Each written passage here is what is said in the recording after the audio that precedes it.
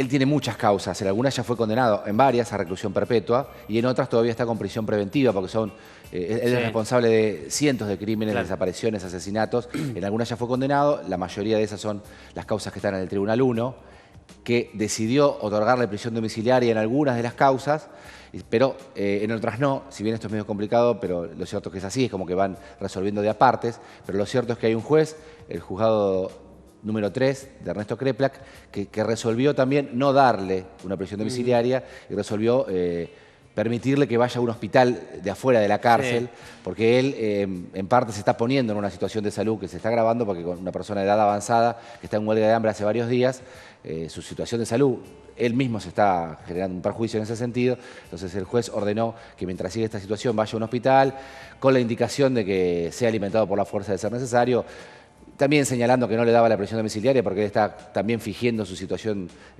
psicológica ante los psicólogos. Él trata en las pericias de fingir una situación peor de la que tiene. Cuando va con los médicos habla de una manera, con los psicólogos de otra. Incluso hablan, o por lo menos es lo que se ha comunicado en los últimos días, que se podría haber truchado y hay alguna denuncia concreta contra los médicos que atendieron a Echecolás. Sí, estaría posiblemente adulterada un acta que tiene que ver con su peso, con lo cual estaría queriendo simular que bajó mucho de peso, cosa que no sería así porque hace un tiempo ya que tiene el mismo peso que...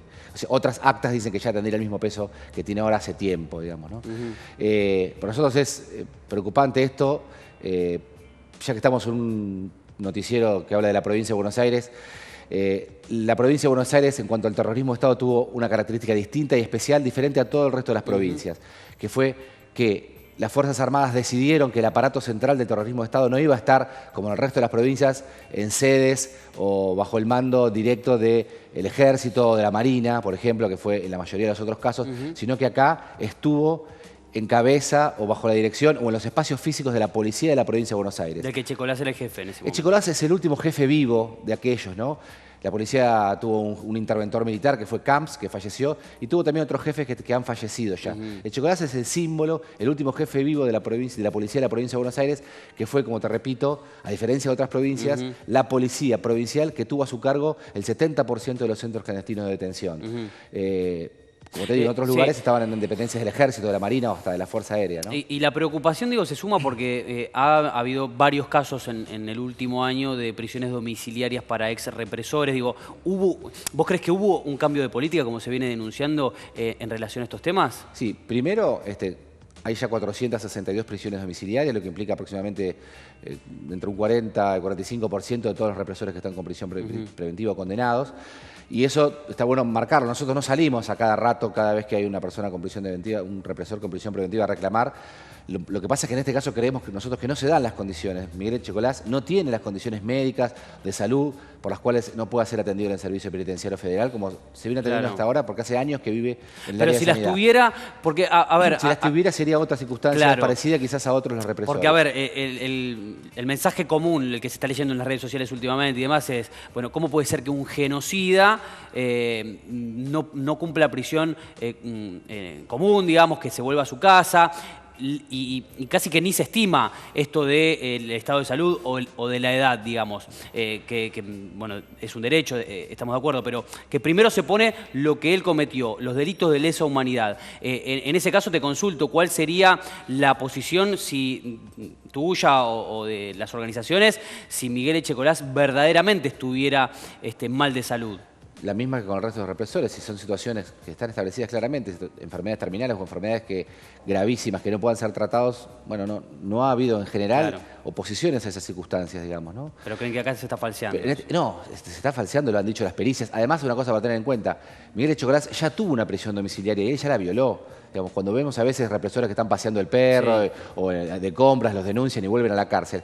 Echecolás tuvo una prisión domiciliaria otorgada y la violó teniendo armas ilegalmente en su casa. Una persona acusada de cometer cientos de crímenes, asesinatos, secuestros, desapariciones, violaciones, torturas, todas ellas armado, todos esos delitos lo cometió armado. Si algo que no podía tener era armas ilegalmente en su casa y él hizo eso y por eso volvió a la cárcel. Y con respecto al otro que me decías, sin duda que ha cambiado el clima político y hay un montón de cuestiones que son señales o símbolos cuando el presidente Macri dice que no le importa la cantidad de desaparecidos o cuando dice que fue una guerra sucia. Pero eso por un lado, pero por otro lado también hay un montón de gestos concretos. Del Poder Ejecutivo Nacional se desmantelaron un montón de áreas que dependían del Poder Ejecutivo que tuvieron que ver con aportar los juicios. La Dirección de Derechos Humanos del Ministerio de Defensa de la Nación, que juntaba la documentación y la aportaba, hacía su propia investigación. El Banco Central hacía una investigación sobre las complicidades empresariales y de los bancos con la dictadura. El programa Verdad y Justicia del Ministerio de Justicia de la Nación también fue afectado presupuestariamente. O sea, ha habido símbolos políticos, señales políticas del Gobierno Nacional para, de alguna manera, tratar de clausurar esta etapa de los juicios. Y que esas no trascienden, digamos, o no trascienden demasiado. Sí trasciende lo que puede decir Abruj, por ejemplo, el ministro de Derechos Humanos, o que convoca a familiares de ex represores, o lo que dijo Lo Pérfido en su momento con la cantidad de desaparecidos. Esto último que vos marcas que dijo el presidente Macri, son casi cuestiones públicas. Ahora, hay un montón de otras, como las que marcás vos, que en definitiva no son de público conocimiento. No son tan conocidas, pero son cosas concretas. O sea, por ejemplo, el Banco Central tenía un área que investigaba las complicidades de los grandes empresarios y los bancos con la dictadura y la desarmó por completo, echó a todos los trabajadores.